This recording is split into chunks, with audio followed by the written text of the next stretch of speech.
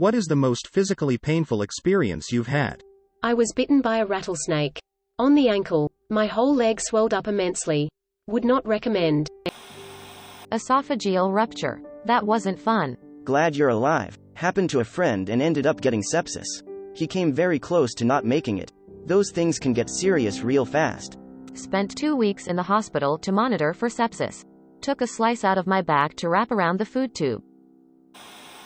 I perforated my eardrum in a water skiing accident. Then I got the hiccups on the ride to the air. I was going to New Post but figured I could hop on this one. I got a small yellow jacket in my ear. It would not come out, and in my panic I tried to stick stuff in to get it out. This drove it deeper until it was clawing at my eardrum and stinging my ear canal to escape, defend itself. I finally drowned it in alcohol, which also relit all the pain signals. I was alone, and it is my worst life experience in recent memory, possibly ever. I would not wish a bee, or any other angry bug, in the ear on my worst enemy. Flaming marshmallow at a campfire to the eye. Molten marshmallow to the eye is very unpleasant. It's a tie between gallstones and gout. Greater than gallstones and gout. Nobility is rough, sire. Receiving adriamycin chemo. The side effects made me wish for death at times. I had 2 rounds of adriamycin and 2 rounds of cisplatin, and I wish I couldn't remember them. I was nearly dead anyway when my doctor started me on it. Came to the emergency room with a lung full of fluid, congestive heart failure, a heart rate of 160, and unable to lay flat because I couldn't breathe, and therefore couldn't sleep. The techs had to rig up an office chair for me to sit in for a CT and MRI so they could figure out what was wrong. They ended up finding a tumor over 8 centimeters wide and 17 centimeters long pressing into my heart between the heart and the lung. 4 rounds of chemo later and a chest crack, and here I am. I'm 3 years cancer-free now, so I guess everything turned out okay in the end. Kidney stone, 6 millimeters, peed it out. When I was a kid, I was severely ill with a virus which led to extreme dehydration. At one stage, one couldn't hold down food or water for days. I frequently woke up with severe abdominal cramps, but one night I woke up and thought my head was splitting open with the worst migraine of my life. I was in so much pain that I couldn't stand or see. I just curled up and begged for the pain to stop. My father carried me to the doctors, and my mother sat with me while the doctor told him it was just a virus and it will pass. The doctor had been saying this for nearly 2 months. My mother snapped and demanded the doctor to at least examine me and not dismiss me. The doctor quickly concluded my appendix had burst and to bring me to ER. The second my father carried me into ER, the nurse just took me to the back and I was rushed to ICU. Turned out the cramps were also from dehydration, and the virus caused my lungs to collapse and gave me pneumonia. The headache and cramps was something I never want to experience again, and make sure to find a way to always be hydrated. I was in so much pain I didn't even notice my lungs were failing. Wow, F that doctor. WTF. Toss-up between kidney stones and appendix bursting. Wanted to die. Came here to say this. Appendix burst. Insane pain. 1 week in hospital for infection. It was just horrible. Literally an organ bursting inside you. Shattered my ankle getting hit by a car while walking. That wasn't the most painful part. Went to hospital to set it cool. Was transferred to another hospital after a couple days closer to home. They took x-rays and realized the set was not good, so they had to re-break my ankle and set it correctly. That part hurt the most. Edit, it's possible they didn't re-break it per se, but they did have to reset it, and that pain was intense. I was also low priority that night due to gunshot victims in the hospital. I had been waiting in the hallway on a stretcher for hours until I was brought to some makeshift area, and therefore I don't remember getting any extra pain meds as I was not put under or sedated. While skateboarding a few years ago, I broke and dislocated my ankle so badly that my foot was pointing like 50 degrees off-center. The visual was 10 times worse than the pain. While I was getting it set in the hospital, they gave me a sedative of what I later learned was a blend of ketamine and propofol. It didn't put me under, but rather made me trip complete balls. When I came out of it, I was like, "Do you know how effing psychedelic that stuff is?" to the attending physicians. One of them laughed and basically said, "Well, we have some good news and some bad news. We messed up the setting, but you get to go on another trip." It was worth it. I was cleaning a fish on a boat and I accidentally popped its biller sack. Squirted me right in the eye. For like 12 hours after it felt like my eye was melting and full of broken glass. Was so painful I spent the whole time screaming in pain uncontrollably. Since I was on a boat in the middle of the sea there was no access to medical help. So they just gave me a thing of eye drops and sent me back to work with an eye patch. For the next 2 weeks I could only see out of one eye and for some reason it was painfully sensitive to light. So I had to blink rapidly with my working eye while working my 18-hour shift while my asshole co-workers made pirate jokes about me. It was a bad trip. You basically had an acid burn on your eyeball, not a good time. I have cluster headaches. When it gets very bad I legit think about jumping out of the window. It's like someone stabbing your head with a glowing hot knife. And the best part is that you cannot really do something about it. They're called suicide headaches for a reason, my friend. Sorry you have to put up with that poo. When my spinal cord collapsed down onto the nerves going to my legs I legitimately wanted to die. A WTF?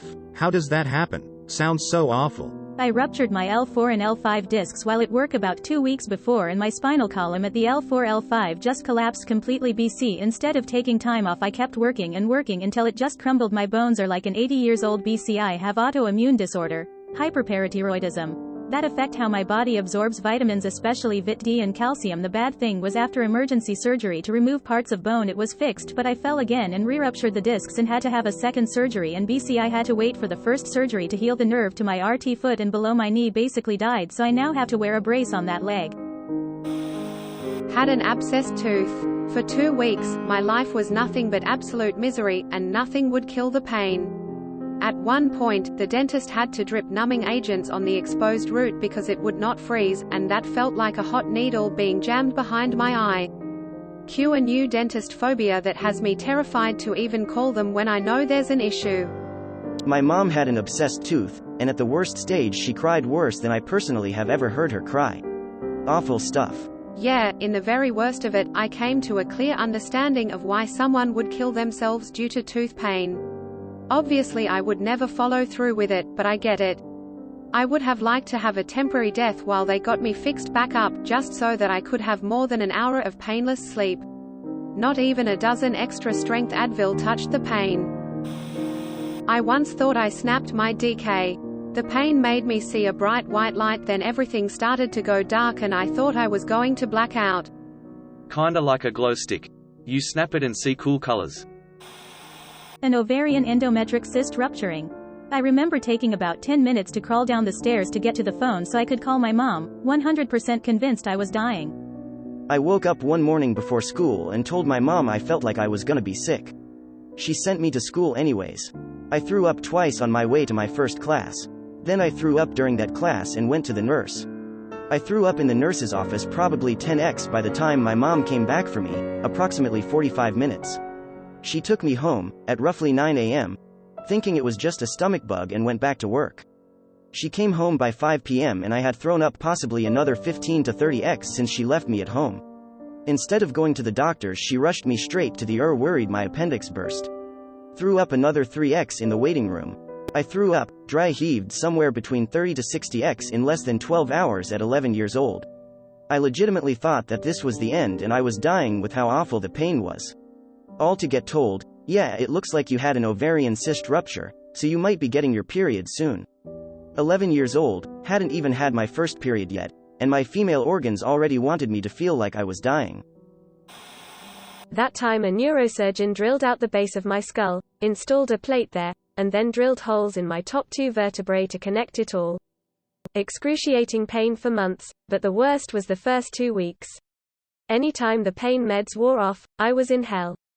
It felt like nothing I've ever experienced before or since. I became an animal. I wasn't capable of human thought or anything but screaming.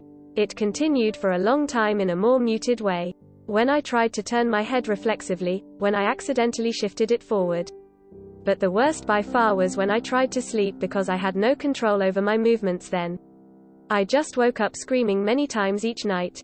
There was no escape. I was tired all the time, terrified of falling asleep again but also terrified of every potential movement. I had a very secure neck brace on 24/7 for months, but nothing was enough to stop this pain. That sounds horrific. Hope you're doing better now. Perforated bowel.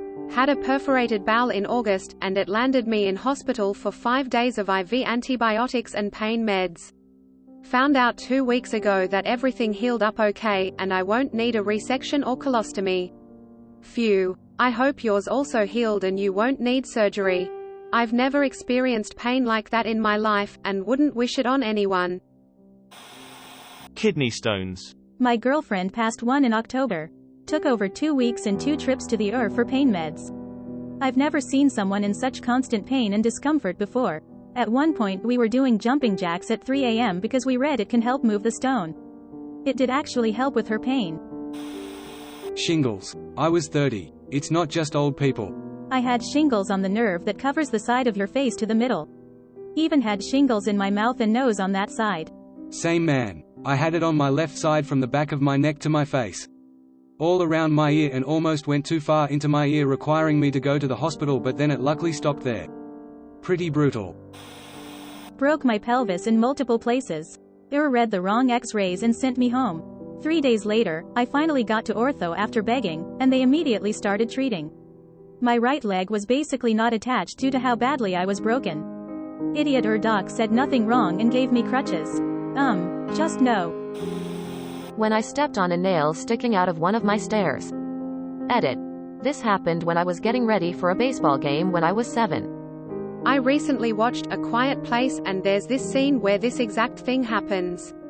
I'm telling you, me and my friends were cringing with every step she took down the stairs, screaming like the nail. The effing nail, LLL, watch out. My stairs were carpet, so I couldn't see the nail. Twisted testicle. Edit. Wow, I didn't expect this to be such a common occurrence. Sorry you all had to go through that as well. Twisted testicle. We're not gonna take it. Anal fissure. Stop sitting on the pot for half an hour, folks. Your pooper does not like that sustained pressure. Thank you for watching. We upload new videos every day. So be sure to come back for more fun. Please consider liking and subscribing if you enjoyed the video.